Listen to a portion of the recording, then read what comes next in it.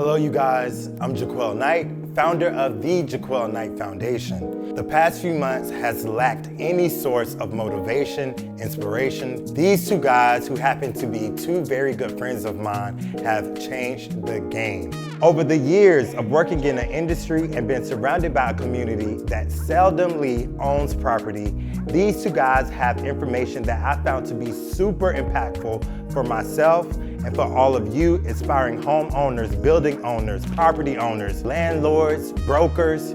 This conversation is for you. So I have my boys, Britton and Danny, here to create conversation and have a discussion with some very successful real estate agents and brokers on how real estate affects all of us, especially those in the Black community.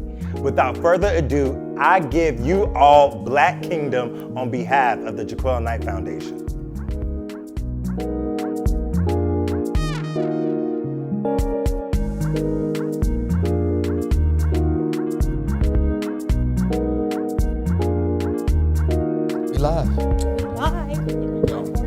Today we have an amazing two guests, beautiful people, just beautiful Black people that are just really inspiring. Just real quick, introduce yourselves.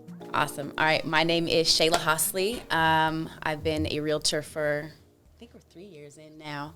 How did I get into it? I got dragged. No, not really. But my dad has been in the real estate business for a lot longer than I have, and he asked me about it probably, I think I was 19 at the time when he first started taking your test, and I kind of watched him go through the process, and I was not interested whatsoever. My background is in dance and makeup industry, and I'm an esthetician, so I was like, I'm not selling houses. It wasn't glamorous enough to me. Okay.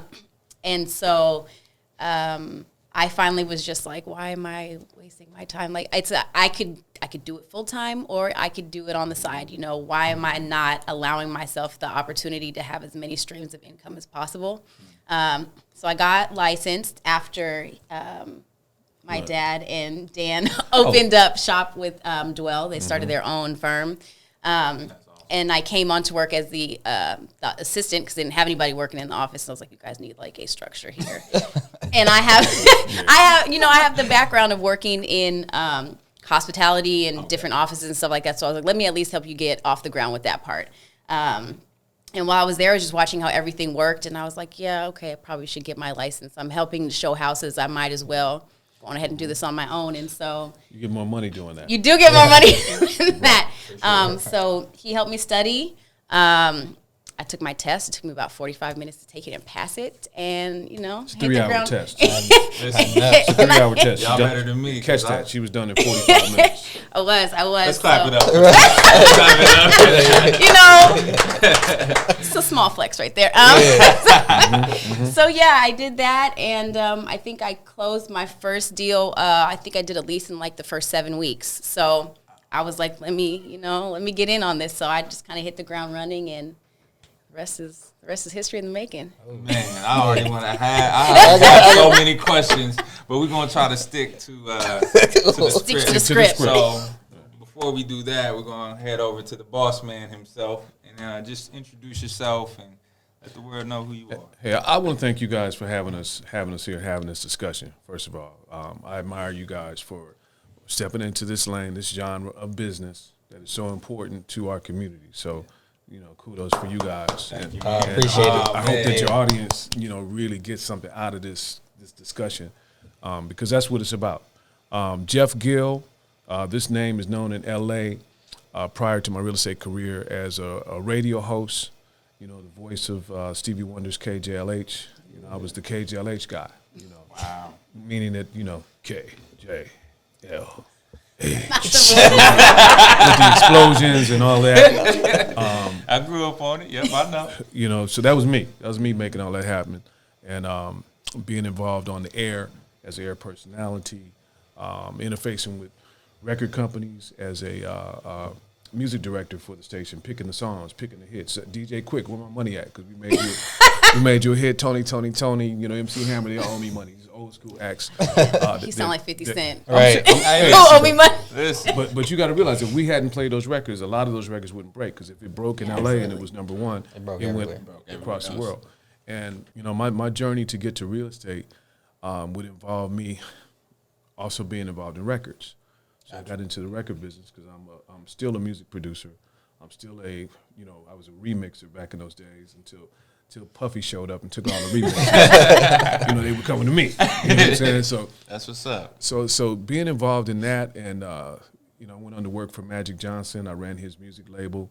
Irvin Magic had a real estate division, and they were getting involved in TGI Fridays. They were doing the movie theaters, and you know, all the things that he's doing now. I watched the infancy of all that stuff develop. Yeah. And I got a chance to see that they're making money other ways, right? So it's not just about being in front of the camera, you know, doing this. There's some behind the scenes work with the brick and mortar and the real estate. Right. So I left KJLH voluntarily in 2003 because I had put in enough time. You know, that was 14 years. I was like, now what am I going to do next? And that would take me to mortgage loans. Okay. And, you know, back in the heyday, mortgage loans, man, it was amazing. Everybody was doing loans. It was like, I'm helping everyone. I got you the biggest refinance out of your house. You know, I got you $70,000. Got you a lower payment. You love me. I love you. I'm helping this person. I'm helping that person. It's crazy. It was a great segue for me, and I felt very, very smart, very helpful, very accomplished until 2008. Boom, boom, boom. Crash. Dun, dun, dun. But it was like everybody that I helped, you know, financed their house, pull money out. Everybody that I was like, you know, their best friend, all of a sudden I was their enemy. I was the one that got them upside down. I'm the one that got you, you know, in foreclosure because the loans exploded. I don't know if you know the history of all that. Property values got devalued. And for me, it was traumatic because I had just sold a house that I bought, made $200,000, bought another house, spent $150 plus $100 fixing it up, and suddenly this house is worth less than I paid for it. I'm going to tell you, this is what I want people to catch, because they may be going through this right now, or they maybe went through it then. See, because I got God with me. That's right. And I was like, wait a minute, hold on. I'm not having a problem. The world is having a problem. Much like right now with this pandemic. There's nothing wrong with you. There's nothing wrong with you. You're excellent. You're excellent. You're excellent. I'm excellent. Right. The world is off right now. So I'm not going to change who I am, nor am I going to take the blame for whatever's happening financially or whatever.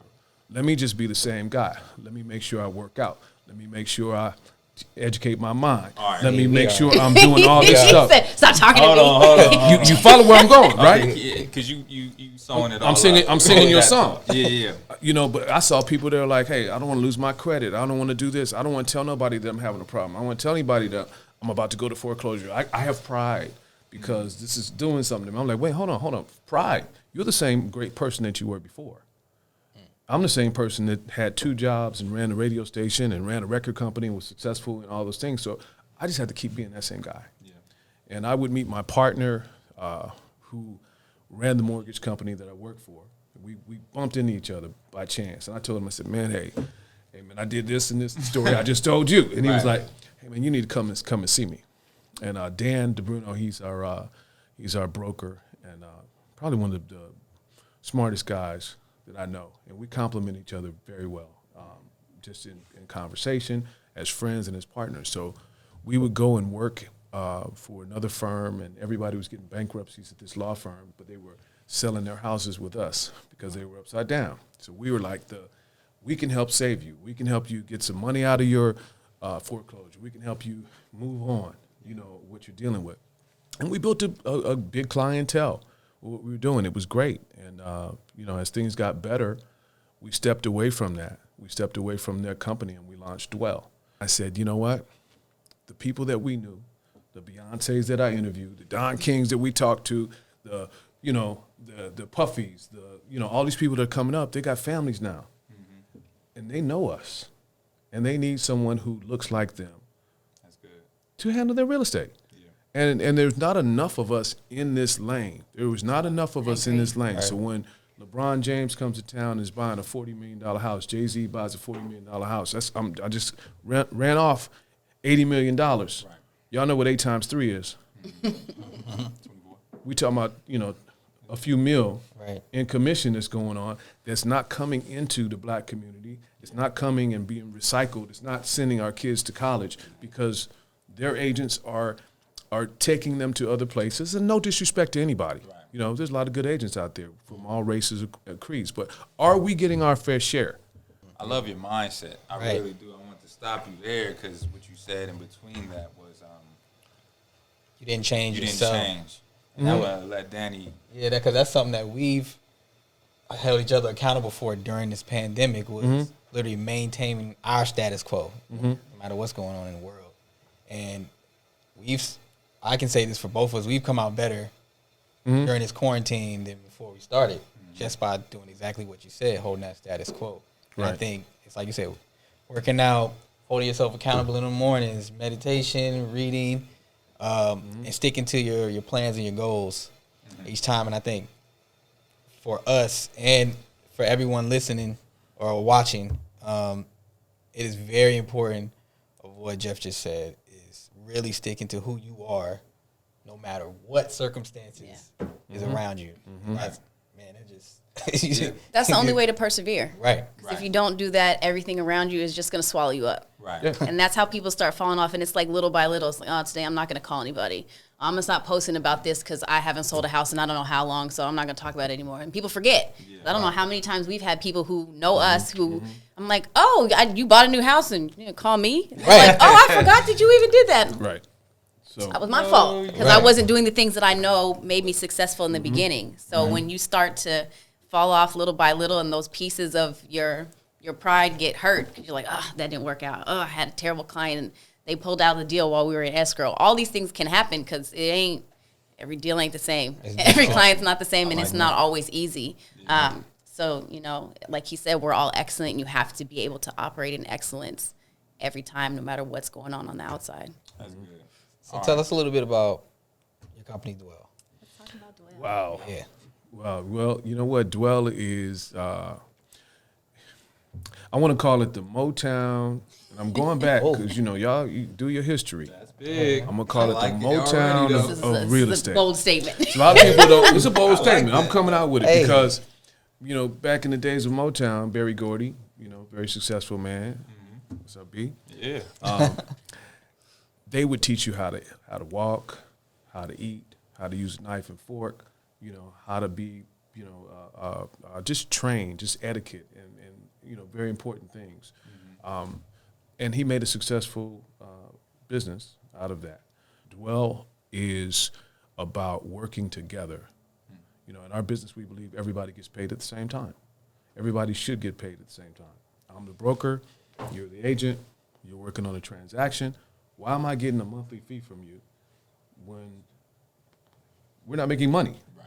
So we don't offer that. We don't have any kind of fees. But what we do believe in is non-conventional training, and teaching people those things that Motown taught their artists. So they're not just out there singing, right, and dancing. They know some things that will help them, and it's really about working with people, the psychology of dealing with different people. It could be a death that you're dealing with. People just lost somebody. They're inheriting a house. Could be a divorce. Could be, a hot situation. Could be a first-time buyer who's never done it before that you need to sit down and have discussions with. It could be a very experienced person. It could be a celebrity. We've had Gilbert Arenas as a client from the Washington Wizards. You guys know Gil. No Chill Gil. What up, G? And being able to understand those from an experiential point of view. So having that experience and sharing that knowledge of how to deal with the various types of clients that you come across. That's kind of the short version of that's the short version. What we're about. I love it. Let's segue into a topic that the black community always brings up, which is gentrification. I would like to know your thoughts as agents, because we're on the other side of it, Right. is basically, is gentrification real? Or is it really just appreciation? Wow. I want to hear what your thoughts are before I give mine. That's My thoughts are? Yeah. Tell me your thoughts. Where are you guys? He said it's real. That one I was like, You got time, right? No. So what? You want to go first? Or Yeah, I'll go first. Go ahead. Take it away. I asked the question. That thing is real. That thing is solid. And I'd say it's real, but it's a lot of moving parts. One big part will be investments, which is people coming from Texas, going to Compton, capitalizing on low income or people that are going through it. But from what I've learned, I just applied that to the concept as well as houses grow. The market grows, and it's always going to grow. So the big thing is gentrification is real, but we're just not protected, just like cops. We're just not protected, and we don't have the knowledge to know how we can come together as a neighborhood, see one person coming from Texas that is flipping a home, and then we'll let somebody from New York buy that home instead of coming together as a street and going, hey, they're buying a home, let's buy that. right. So for me, it's a coin flip. So the actual idea of building your community and giving it more value is a good thing. I think it's actually a great thing. But the community, what I start to see now is the community doesn't profit off of that. The term gentrification is a little, I know, jarring for some people, but I also think it's a lot of moving parts politically, economically, obviously in the real estate market. Of course, they'll tear down a home and build up an apartment building nobody in the neighborhood can afford to stay at. So Starbucks next. And then they throw Starbucks. And I always say, You can afford a Starbucks, bro. But not, I mean, not the building. But once right? you see Starbucks, but that's the just- for me. Every time I see a Starbucks in a new community, I'm like, Telling you, it's Starbucks on and Trader its- Joe's, you're it's in on trouble. its way. It's coming. Starbucks ends up in Lamert, like we're on this street. And you're Somebody like, gonna be dang. walking a little dog Yep. in about 6 months. Right. You So- ain't wrong. So I love the building and remaking a community for it. But I just want to see the people that actually live here stay here, Yeah. and gain something from that. I mean, it's a tough situation because progress is always going to happen, for sure, right? And I think one of the things that we have to deal with in our community that we don't as much is how we're treating our communities. I've sold properties all over from Beverly Hills to Compton. There's no place that we don't go, and it's our job. This is why we're in this business, to educate everyone on what they have. This neighborhood that you're doing drive-by shootings in, the neighborhood that you were selling drugs in, right? For the people that they're in the hood. I grew up on 118th and Budlong. But those neighborhoods, if we look at it, I look back, it's like the $25,000 house that my dad bought. Right.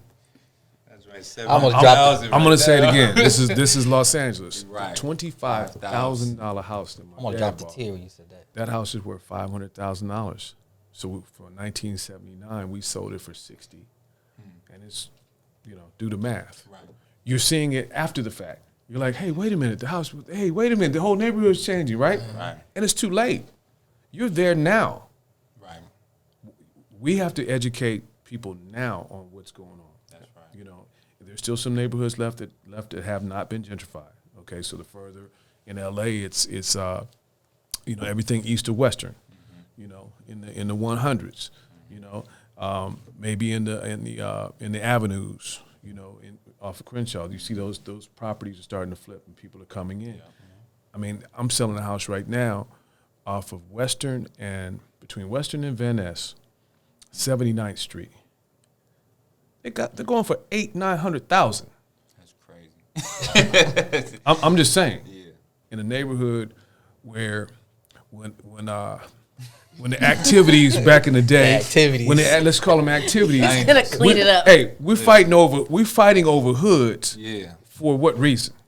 There you go. Like Jay-Z said, you fighting where your mama's renting or whatever the thing was. So it's like, I think that we have to be the ones to come and educate. I was thinking when he was talking about, you look at your grandparents' houses and how people don't put anything into it. And I think it may even go back as far as to like redlining. Mm-hmm. They put us in neighborhoods that we didn't feel like were the best neighborhoods because we couldn't go where we saw value. Right. So we look at Beverly Hills and we look at, you drive down Rossmore and you're like, oh, I want to live, back here. Right. And you don't see the value in where you are. So over time, you start being like, I don't want to live here. So I'm not going to invest in my neighborhood. I'm not going to do anything with this house because I'm not going to keep this. Right. And the other tribes are, they're sprucing up grandma's house and they're keeping it. And maybe it's rental property, or maybe they're, giving it to the next generation so that they're keeping the money in the family. Now you have, another property that you can use for exchange on your taxes or whatever the case may be. Mm-hmm. But we don't know anything about that because we're not taught that from an early age. We should be. And we should be taking all of the opportunities out of there because we are in the opportunity zone, but we're not looking at it like that. But again, let's just go back to it, how it happens. So gentrification takes place. You got other agents from other neighborhoods seeing this as an opportunity. Yeah. You're like, I want to move out of here. I got to get out of here. It's not safe. They're like, we need to get in there because we can make it. We don't care if it's safe. Right. It's real estate, and it's in Los Angeles. Right. And that mentality, you look at Ladera Heights. I saw some houses up there. This is, it was gang territory. Yeah. You got a little lady walking her dog. A poodle. She's walking a poodle. I'm like, for real. Is that a poodle? Right. You have a poodle. You got that not out here. Not a pit bull. Not a pit bull. So you have to. We have to be the ones to come out because they'll come to the house and say, "Hey, you need to sell this house for this much money, and we got a buyer for you all cash right now." Right. Right. Who doesn't want to take that? Especially if you've been there for 25, 30 years, and we were wholesalers for a little bit. You understand the game. Yeah. You understand the game. But what if we're not those people who want to go out and just make every dollar off of you? What if we're educating you and we become your real estate family? What if we're the source for your information on how to maximize what you have, how to keep what you have? We're still going to make a living. It's going to be great for us, but it's going to be great for the community. So it's like it's a line we have to straddle. It's tough. Real estate has shown us that, like when you brought up redlining, never knew about that. Steering, blockbuster. It's like it's always been geared to box us in. Right. And I still feel like it's something there. Like you said, you don't really see us in these offices and agents and stuff. Mm-hmm. We always have a talk of how can we get the younger generation to be more interested in being agents. Because being an agent, to me, after watching that, did you guys see the movie The Banker? Mm-hmm. I don't think I saw that. When it talks about the Fair Housing Act and how it all came together, dude was a beast. He was an investor. Mm-hmm. And how can we, and it made me know my mission within this. Like, okay, we would not be in Ladera Heights. We wouldn't be in Woodland Hills. We wouldn't be in Pasadena if it wasn't for him going around this system. And it was like, even when they made the Fair Housing Act, it was still kind of to their benefit. Wasn't fair. And they threw him in jail. Right. So it's like, there's always the behind the scenes that we don't see. And that's how we're always late to it. So that's why this conversation is so beautiful. I just had to just say that. 100%. 100%. Once we really dove into real estate, started taking the courses and everything, I feel like you said, why don't we know any of this? Right. Nobody I know knows anything about real estate, the market, the finance part of it, nothing. Nobody knows anything. And that was one thing that was a goal of mine for sure, was to pass this knowledge along to as many people as would listen, to be honest. And I feel like, man, this has been going on for a long time, but being a professional in some sort of business has just become less attractive. Mm-hmm. You know? Yeah. I mean, it's an opportunity. I think there's a lot of hurdles to getting into it, which is why our company is set up the way it is at Dwell. We want to tell you the truth. We don't want you to waste time and get discouraged in the business, which some of the conventional training can have happen to you. We want to give you the real, right? From the testing, and we work with new agents and teach them how to pass the test. We got to think about, hey, look, I need you to pass the test, and you're going to learn real estate after you pass the test. Mm-hmm. And I just said that, and I mean it. because the test and learning real estate are two different things. So it's like we have to make it available to them. Hey, just because you have a license doesn't mean you're going to be a realtor and open doors and sell houses. You have a license, you're going to know something, and you have the right to, hey, you have the right to sell your auntie's house. When it comes available, right. She's going to come to you, and you're going to make a living off. You hope she comes to you. If she comes, right, to you. right. Well, like that, what I'm saying is, you can have a license, and you can apply it different ways. You can be a landlord. You can be a property manager. You can be an investor. There's a lot of ways to apply having a license. It's not even on a regular conversation, you wouldn't know that. You think Right. if I'm going to be a licensed realtor, I'm selling houses, I'm opening doors. You don't think about the other options of what you can do Right. with That that was license. the first thing I thought about. I was like, yeah, this agent thing is cool and all, but Yeah. Right. I'm looking at, like units. you said, right, I want some Right. units. So You We wanna was buy trying- it? We was Yeah. really trying to crack the code because Yeah, I we get was it. wholesaling, and I was like, I need to figure. I need the MLS. And Yeah, right. You need to be real. right, Yeah. yeah. What happened Yeah. was I grew a conscience because it was just like, man, this is crazy. Like probates and dealing with people that lose people, and it's like, I'm not even gonna do you like that because that's pretty sad. And we're not even the same race. But just knowing that and knowing that our folks go through it a lot. We go through it more than anybody. I'm a segue into, like you were saying, you grew up on Bud Long. Was there a moment when you were growing up before entertainment that you can see where it was like, man, I was really destined for this? No. Wow. That's good. That's the short answer. No, I never looked at it. A lot of real estate passed me by up until the time I was 30 years old. I never even thought about it. Here's the problem for a lot of people with real estate as a career or to buy it or whatever.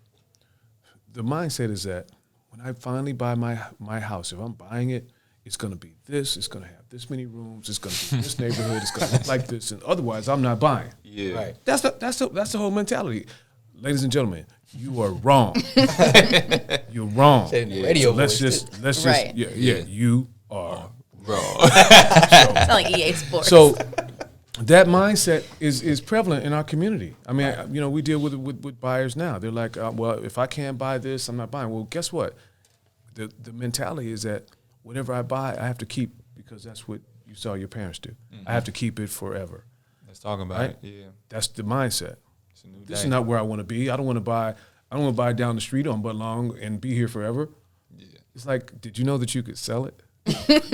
Did you can No, you could. you can take the equity and move it to someplace else later on. We're not taught that. It's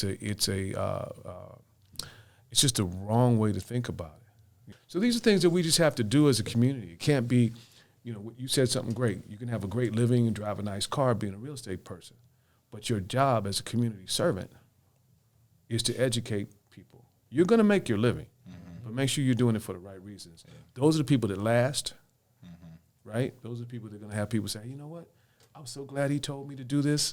Yeah. I think I'm going to call him today and refer him another deal or refer him another opportunity. So that's how we approach it. That's good. And that's a goal of ours too, just education. Like we just so excited. here. We so Yeah. excited about it. We like, well, let's tell the next person. Like somebody. We wanna- listen. yeah. Well, that's we how want it is. something, Anything you love, you're going to tell everybody. Because Right. you're like, oh my gosh, I found this great thing. Or I'm surprised I didn't know this information. So let me share it with you because you should have this. And I think for at least me, I'm 35. So I'm thinking, why does everybody my age not know this? Like, Exactly. how do we I'm the not same know? age. I know. How do we not own anything? How do we not know how to save? How do we not know what our credit needs to look like? How do we know how do we not know how to prepare to even be first time home buyers? We want to own something. Right. I want to release an album so I can have all this money, but then what am I going to do with it? Man, I'm say not that. investing in anything in it. I'm blowing it all because I'm just spending it. I'm tricking it off. Like, why are you doing that? Right. Nobody's telling you how to lay the foundation. And then if we go into the topic of generational wealth, I have a daughter. She's 12. Like, we need to be having these conversations early. So that when Right. Yeah. she's my age, she's not like, why didn't you tell me this? Right. And for my parents, I can't fault them because they didn't know. Right. Because their parents didn't know. I said the same thing. I was like, my parents were workers. Yeah. Just working. They work very, very hard to get what they got. So that's what they taught me. Work Right. very, very hard. Eventually, you'll get what you Yeah. want. But the stuff in between. Yeah. Like back in the day, it was balancing the checkbook and stuff like that. Didn't teach me any. Yeah, didn't, it gets like- lost. Right. It gets lost in. You work hard. You go to college, and Yeah. Yeah. And then after that, it was just like, Yeah, I did my job. I did my job. Can you please move? Right. Exactly. Yeah, Right. right. Hand me a trash bag like 18. All right. Love you. Yeah, You know? exactly. So I know we got to get out of here soon, but I did want to ask both of you, what are some key words of advice that you would give to the community or anybody listening right now? I would say if you're looking at doing real estate as a business, I mentioned that I closed my first deal in 7 weeks. That's not typical. But, you know, Dan was telling me walking into it, you know, I had my real estate license for a year or two before I closed the deal. And I was like, Same here. why would you do that? Like, what do you mean? I'm going to be penniless for like 2 years? But you learn so much along the way, and you will have clients who are tricky. And, you know, like my dad was saying, you have to make sure that you're being professional, even if somebody is doing something that's like the exact opposite of what you have suggested to them, whatever wisdom you've shared, and they're like, no, I don't want to do that.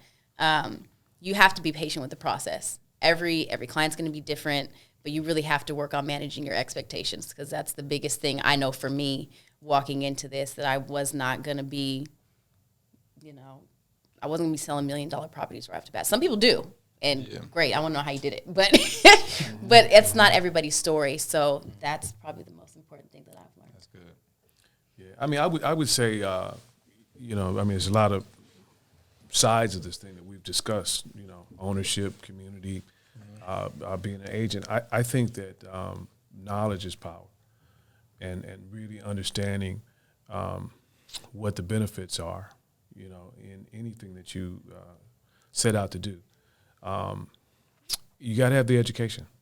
You need to educate yourself, whether it's asking people, whether it's having a broker that you talk to, having an expert in the family. You know, ultimately we make our own decisions, right? But you need people to listen to. You can't be hard-headed and successful. Well, you can, but most people have a brain trust, you know, with people that they can go to and say, hey, what do you think of this? What do you think of that? So you need advisors. For the people who want to be in the business, I think the biggest thing is consistency and the commitment. You know, nobody wants commitment. We want a fast turnaround, right? You want to buy GameStop and make, you know, you buy GameStop and you want to come up on 200 real quick. Right. And if that didn't happen, you lost your money, guess what? You quit the stock market. Mm-hmm. You know, that's not consistency. That's coming for a quick turnaround. That's gambling, right? Mm-hmm. With real estate, it's about what you do every day. My partner had been selling real estate for a long time, maybe for a couple years ahead of me, because we were mortgage brokers, as we said in the beginning of this thing. Rewind the tape, you'll see what we're talking about. He told me, he said, Jeff, he said, the difference between me and you is that I've been doing it and I've got a 2-year head start on you. He said, you have all the skills and gifts and you're going to be where I am in a short amount of time. And he was right. You know, so at the before we became partners, his revenue was here and mine was here. But by the time we became partners, I had caught up with him and we were like, see? So I tell that to agents. It's like, you can't walk in the door and think that this is just going to happen overnight. This is something that you have to build. But once you've built it, whether, you know, it's the same thing in music. You're a rap artist, a music artist. You got to build your audience now. Mm-hmm. You got to build the people that are going to bring money to you. You got to build the network. And it's no different in real estate. But the commitment is the thing that a lot of people are lacking, you know, because we're the microwave generation. We want to see results immediately. It's like, I tried that. Sure. It didn't work for me. I tried, but no, you didn't really try it. You tried it for a microwave result. You know, heat it up for a minute and it's going to happen. And it doesn't always happen that way. When you build something slow and steady, kind of the same way we're building our firm, it's just, it hasn't been like, hey, let's hurry up and get 300 agents to our firm. It hasn't been that. We're at 40, and it's been 5 years, and we're okay with that because it's real. So I would say that the commitment is a big thing. The Motown of real estate. Right. I'm keying that. That's it right there. And it was a pleasure. It really was. Both of you guys have really breath of fresh air. Best of luck to you. Absolutely. I'll see you at Dwell soon. Man, come on, man. What do you want the contract right now? I got it on electronic. Just need a DocuSign right now. I got a DocuSign right now. Right. Go ahead and send that over, man. That was church right there.